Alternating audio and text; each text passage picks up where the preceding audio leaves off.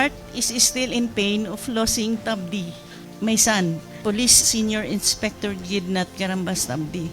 But still I am proud that my son and his comrades made the ultimate sacrifice for the country that day, January 25, 2015. Their courage and unwavering commitment to their duty will never be forgotten, though they are no longer with us. Their memory lives in the strength of their sacrifice, reminding us of what it means to serve with honor and love for the nation. He, along with his brothers in arms, showed a strength and courage that words cannot fully express.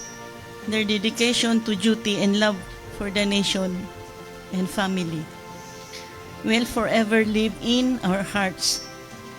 They are not just fallen heroes, but angels who gave everything to ensure the safety and future of us all.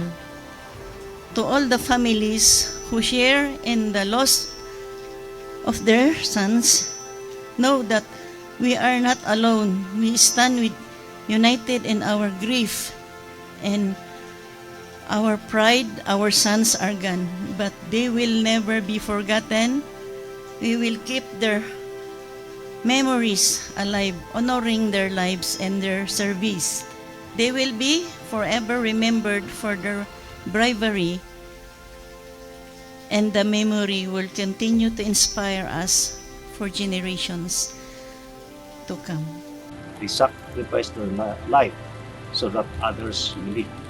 So pag po nating sayangin ang kanilang sakripisyo, gumawa po tayo ng tama sa ating buhay.